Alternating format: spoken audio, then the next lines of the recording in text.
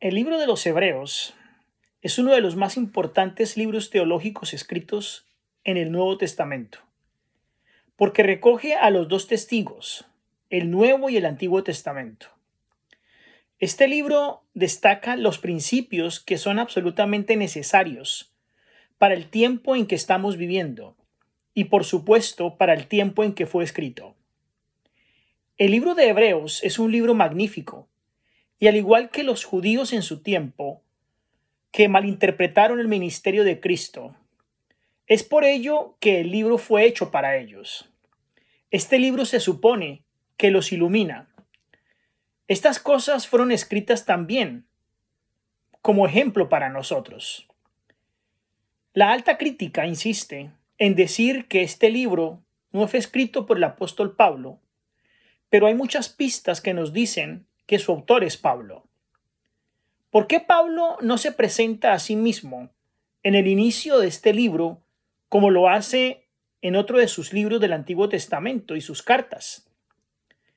Cristo es el centro del mensaje, así que en su tarea de traer unidos el Nuevo Testamento y el Antiguo Testamento en su mensaje, es el hecho por el cual él no se presenta directamente. ¿Cuál es el punto de escribir su nombre aquí? Cuando nosotros miramos este libro en su primer capítulo, que solo tiene 14 versículos, encontramos que está lleno de gran información. En este capítulo se identifica a Cristo como Hijo, como Creador, como Salvador, como Gobernante, como Dios eterno y como Yahvé. Así que básicamente este libro está diciéndonos quién es Jesucristo. El libro lo debemos estudiar con oración, porque son muchísimos los que han tratado de distorsionar su mensaje. Temas como los de este libro se deben estudiar con oración, pedir la dirección del Espíritu Santo, el cual nos ilumine para hallar la verdadera sustancia de este hermoso libro.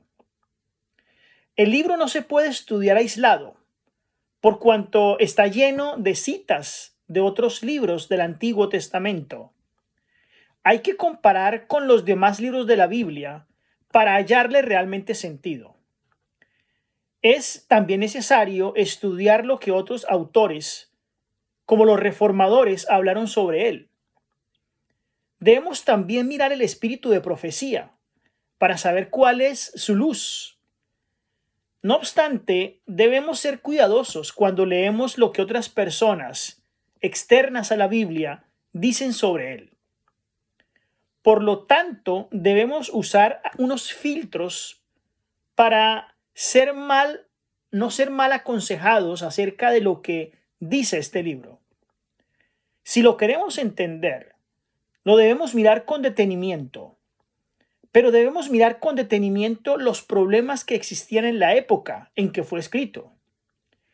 El Nuevo Testamento había traído el cumplimiento de las tradiciones establecidas en el Antiguo Testamento, y era necesario explicar que la sombra había sido reemplazada por la sustancia. El libro testifica de Cristo. Para entender Hebreos, debemos entender el asunto de la sombra y de la sustancia. Si no lo hacemos, no vamos a entender el Antiguo Testamento, porque éste testifica de Jesús. Si no vemos a Jesús en el Antiguo Testamento, no lo vamos a entender en el cumplimiento de estos tipos, como el gran antitipo que es Cristo. Algunos de los problemas de la fe de los judíos en el tiempo de Cristo los encontramos en las advertencias que la Biblia tiene con respecto a estos temas.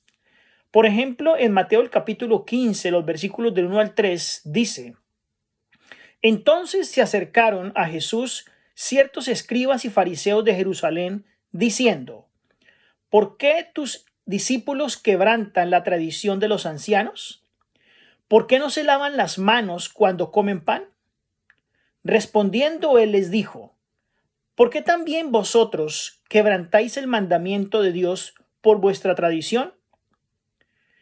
Entonces hubo aquí un gran choque de tradiciones. Los fariseos y los escribas tenían unas tradiciones que, según la Biblia, eran contrarias a la voluntad de Dios. Y este asunto debe ser aclarado. Pero no solo eran los fariseos y los saduceos. Los escribas eran admiradores de la ley en su forma más fundamental. Pero los escribas y fariseos eran admirados por la gente de la época. Esas tradiciones que ellos seguían también eran seguidas por la gente que los admiraban. Hay advertencias en la palabra de Dios con respecto a este choque de tradiciones, de modo que, por ejemplo, en Colosenses el capítulo 2 y los versículos 8 en adelante dice lo siguiente: mirad que nadie os engañe por medio de filosofías y de huecas sutilezas, según las tradiciones de hombres, conforme a los rudimientos del mundo, y no según Cristo. Versículo 9.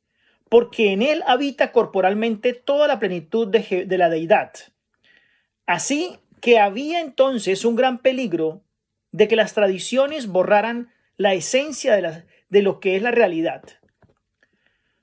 Pues si habéis muerto, dice el versículo 20 de Colosenses 2, si habéis muerto con Cristo en cuanto a los rudimentos del mundo, ¿por qué, como si vivieseis en el mundo, os sometéis a preceptos, tales como no manejes, ni gustes, ni aun toques, en conformidad a mandamientos y doctrinas de hombres, cosas que todas se destruyen con el uso? La Biblia es clara concerniente a que los judíos estaban inclinados por sustituir regulaciones humanas de una forma humana de adoración por la verdadera adoración.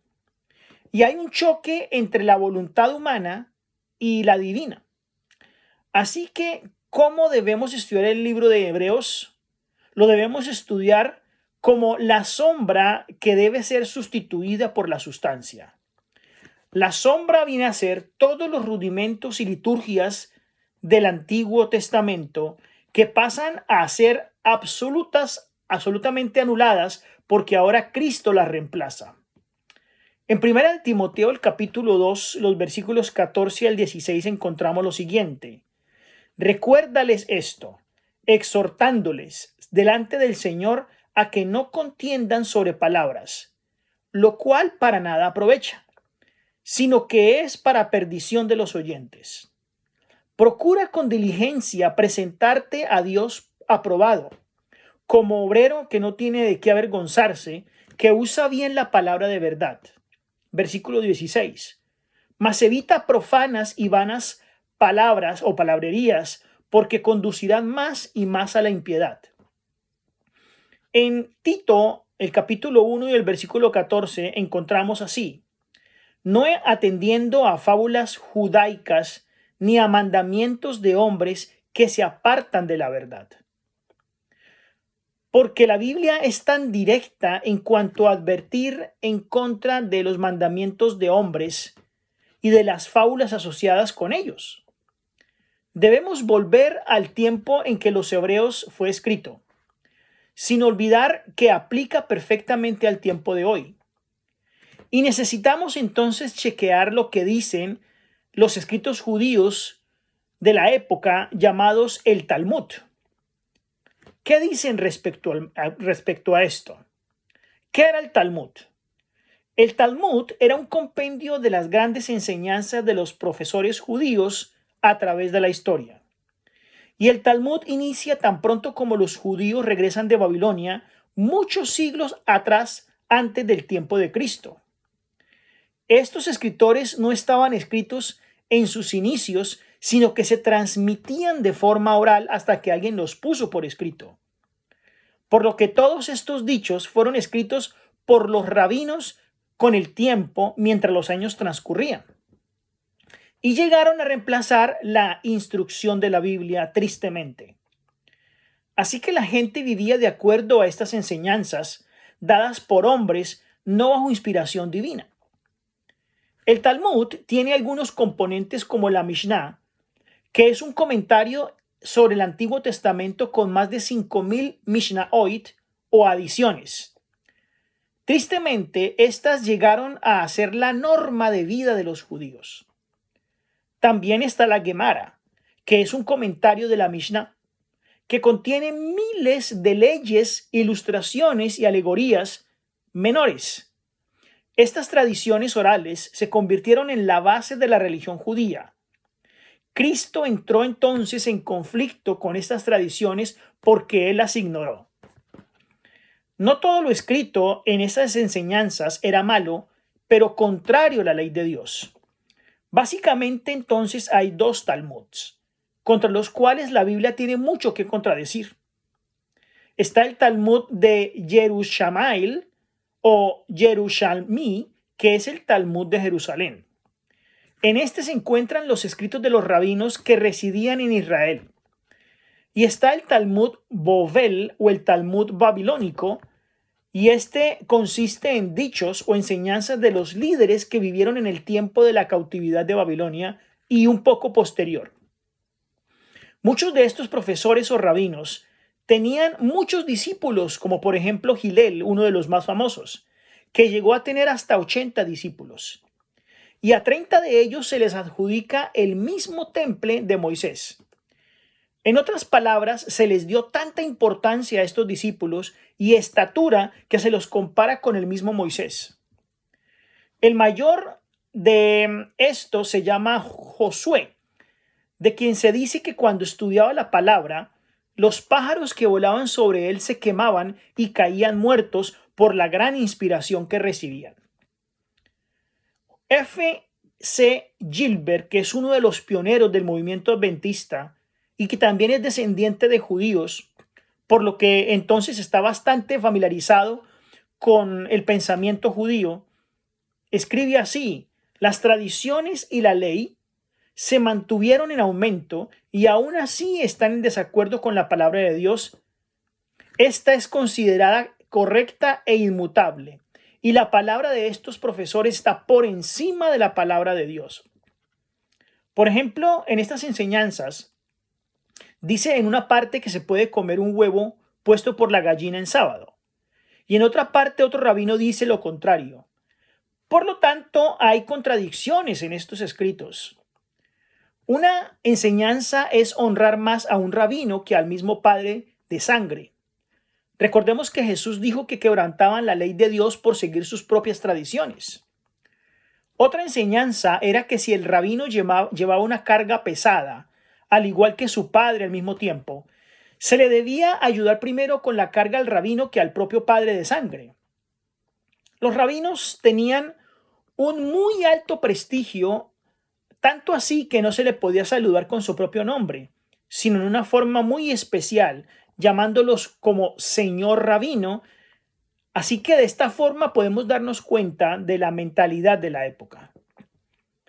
¿Acaso esta situación no se ve en nuestros días? Donde mucho sacerdote o pastor toma la palabra de Dios por nosotros, la digiere y nos alimenta. ¿Es esta la voluntad realmente divina? ¿O somos individualmente responsables por tomar la palabra y estudiarla, escudriñarla, sacar el alimento de vida eterna? ¿Actuamos de acuerdo a nuestro parecer y de acuerdo a lo que nos agrada o de acuerdo a la voluntad de Dios? Por ello Cristo dijo en Mateo el capítulo 23, los versículos 4 al 9, porque atan cargas pesadas y difíciles de llevar y las ponen sobre los hombros de los hombres, pero ellos ni con un dedo quieren moverlas. Antes hacen todas sus obras para ser vistos por los hombres, pues ensanchan sus filactelias, que eran pequeños papelitos que se incrustaban cerca del cuerpo para leerlos constantemente durante el día, y extienden los flecos de sus mantos. Llaman los primeros asientos de las cenas, en las primeras sillas de las sinagogas, las salutaciones en las plazas, y que los hombres los llamen rabí, rabí. Pero vosotros no queréis que os llamen rabí, porque uno es vuestro padre, vuestro maestro, el Cristo, y todos vosotros sois hermanos. Y dice el versículo 9, y no llaméis Padre vuestro a nadie en la tierra, porque uno es vuestro Padre, el que está en los cielos. Nos damos entonces cuenta de lo que Cristo enfrentó en sus días. Hoy tenemos esos eclesiásticos, esos sacerdotes, esa curia que se hacen llamar Padre o Santo Padre. Ellos dicen que la palabra de Dios, la Biblia, es comparada con agua, mientras la Mishnah es comparada con vino. Un niño debía estudiar el Antiguo Testamento durante 5 años, mientras que la Mishnah por 10 años y la Gemara por 15 años. Qué increíble arrogancia de esta gente. Reemplazaron la palabra de Dios para bebés por la palabra de los sabios llamada Mishnah y Gemara. Si el rabí te dice que tu mano derecha es la izquierda, entonces debes creerlo. Hoy, en algunas organizaciones, la situación no ha cambiado. La palabra eclesiástica no debe tomarse sagrada por encima de la Biblia. Otro asunto en el libro de Hebreos es la comparación que se hace entre el ritualismo y la adoración verdadera. En el Antiguo Testamento encontramos muchos rituales y estos no están equivocados si se entienden correctamente. Estos rituales nos llevan a entender plenamente el plan de salvación. Pero cuando el ritual se convierte en la sustancia, es decir, en la verdad, entonces has ignorado la sustancia que el ritual debía dejar de enseñanza. Si un ritual te lleva a las enseñanzas de hombres, es porque entonces se ha perdido el sentido del ritual. De esto es lo que el libro de Hebreos concierne, no solo para la época en que fue escrito. No podemos ignorar el tipo y el antitipo del mensaje del libro, porque cuando aplicamos la tipología a la exégesis del texto, entonces lo que se aplica al pasado será relevante para el presente. Así como lo que fue escrito en el pasado es escrito para nuestra amonestación.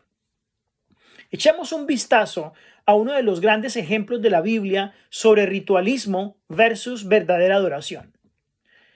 En Marcos el capítulo 7, el versículo 9 dice: les decía también, bien invalidas el mandamiento de Dios para guardar vuestra tradición. Aquí entonces entra en el conflicto cultura, fe y tradición. ¿En qué se basa tu fe? ¿En rituales? ¿En liturgias? ¿O en la sustancia? Un ejemplo lo encontramos en Juan el capítulo 5 y el versículo del 1 al 18, donde Jesús se acerca a una piscina donde hay un paralítico y le dice: levántate, toma tu cama, toma tu lecho y camina. Aquí Jesús viola cada una de las 3 leyes que estaban escritas en los escritos de los sabios judíos para no ser hechas en día de sábado y que ya mencioné anteriormente. Cuando el ritual se convierte en el medio de tu salvación, como las peregrinaciones, como los ritos para conseguir algún tipo de favor divino, como muchísimas religiones lo hacen hoy, que por tus méritos consigas la remisión de los pecados, eso no está escrito en la Biblia. Al hombre le encanta sustituir los rituales por la verdadera sustancia.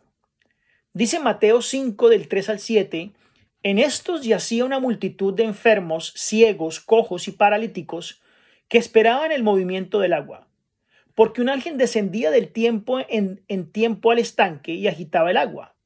Y el primero que descendía al estanque después del movimiento del agua quedaba sano de cualquier enfermedad que tuviese.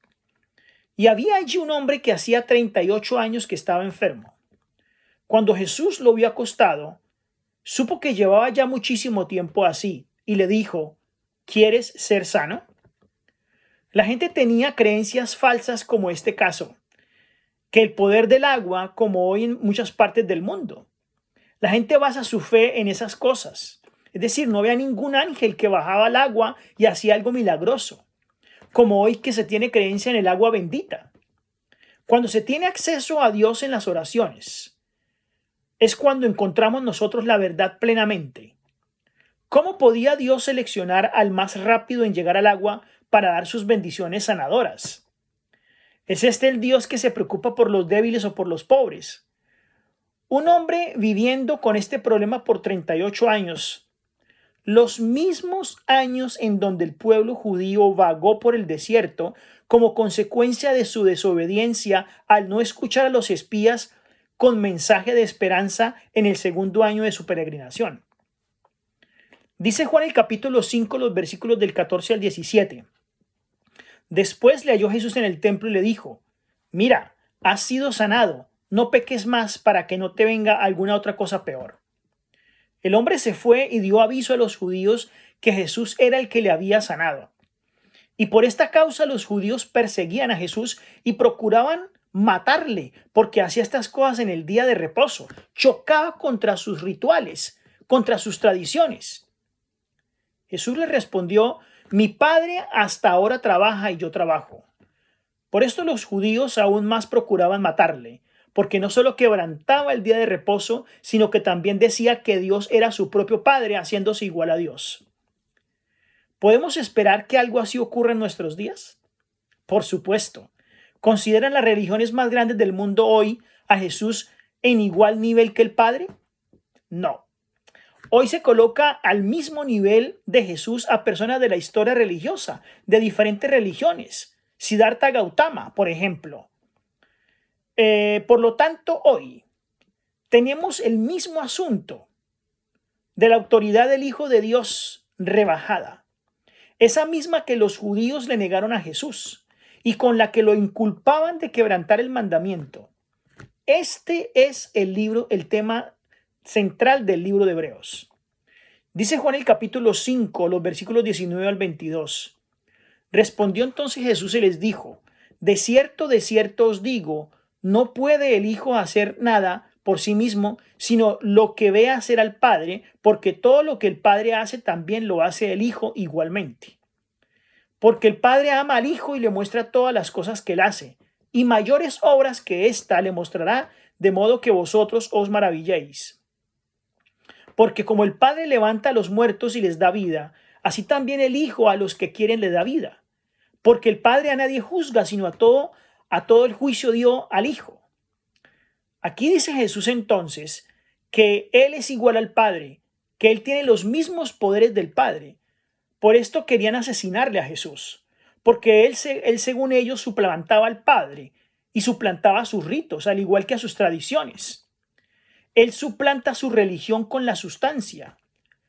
Los ritos reemplazan a la verdadera religión y a la verdadera adoración.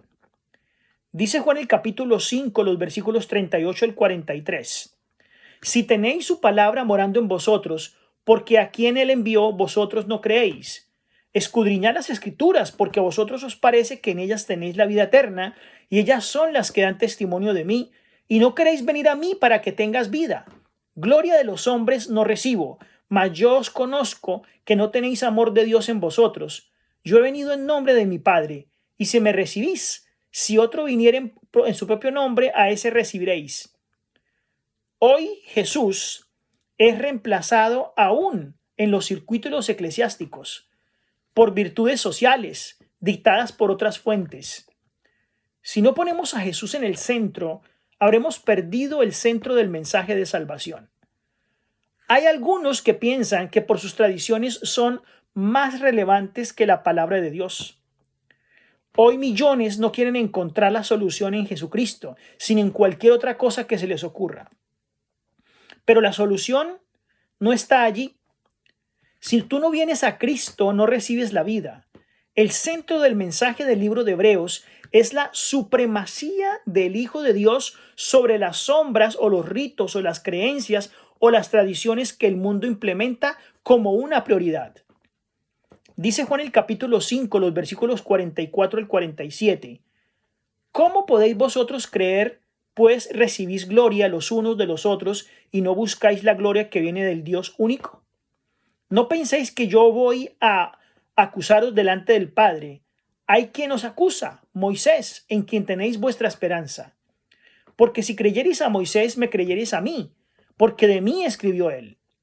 Pero si no creéis a sus escritos, ¿cómo creeréis a mis palabras? Vemos hoy a estos curas obligando a la gente a hacer peregrinaciones y demás ritos para apaciguar la ira divina y encontrar perdón de los pecados. Profesan creer en lo que Moisés hizo, pero lo ritualizan. Siendo que la Biblia tiene la solución a los problemas del mundo, Esta gente tenía una piedad donde profesaban seguir las escrituras, pero en realidad no lo hacían. Cada cristiano debe tomar tiempo para estudiar la palabra de Dios con oración, interiorizar lo que ella dice. Los grandes sacerdotes de este mundo o líderes religiosos no pueden ayudarnos acerca del tiempo que estamos por enfrentar. El libro de Hebreos une el Antiguo con el Nuevo Testamento como un solo evangelio, una hermosa historia de redención, una historia sublime que será estudiada por la eternidad. Este libro clarifica lo que es sombra y lo que es sustancia, no convertir la sustancia en sombra de nuevo. Dice Lucas 1:79, para dar a luz a los que habitan en tinieblas y en sombra de muerte, para encaminar vuestros pies por camino de paz. Versículo 4, en él está la vida, y la vida era la luz de los hombres. La luz en las tinieblas resplandece, y las tinieblas no prevalecieron contra ella. Dice Juan el capítulo 1, los versículos 4 al 5, en él estaba la vida, y la vida era la luz de los hombres. La luz en las tinieblas resplandece, y las tinieblas no prevalecieron contra ella. En el mundo de hoy hay mucha oscuridad y se rechaza la luz. La gente ha cambiado la sustancia real de la existencia en una historia mitológica. Ellos dicen que las historias de la Biblia son mitología. Han barrido la verdad expuesta en la Biblia. Se han diseñado grandes postulados como la evolución o como la alta crítica, con el único deseo de desaparecer la verdad. La gente ama la oscuridad y la enseña. Se deleitan con ella en las universidades. Y tenemos aún personas de nuestra misma iglesia que han abandonado la iglesia por seguir lo que dicen en esas universidades. Dice Juan 3:19, y esta es la condenación, que la luz vino al mundo y los hombres amaron más las tinieblas que la luz, porque sus obras eran más malas. Esta es la situación hoy. En esta época de los judíos se proclamaba lo siguiente. Dice Juan 11 del 49 al 50. Entonces Caifás, uno de ellos, sumo sacerdote de aquel año, les dijo, vosotros no sabéis nada, ni pensáis que nos conviene que un hombre muera por el pueblo y no que toda la nación perezca. Las tradiciones y las liturgias son más importantes que si se acepta la sustancia, porque todo nuestro sistema litúrgico desaparece, es lo que ellos dicen. Dice Lucas 11:35, mira pues, no suceda que la luz en ti sea tinieblas. Juan el capítulo 8, el versículo 12. Otra vez Jesús les habló diciendo, yo soy la luz del mundo. El que me sigue no andará en tinieblas, sino que tendrá la luz de la vida. En Juan el capítulo 12, los versículos 46 dice, yo, la luz, he venido al mundo para que todo aquel que cree en mí no permanezca en tinieblas. Así es que cuando los líderes religiosos rechazaron la sustancia, son sumergidos en la oscuridad. Pablo estaba en esa oscuridad.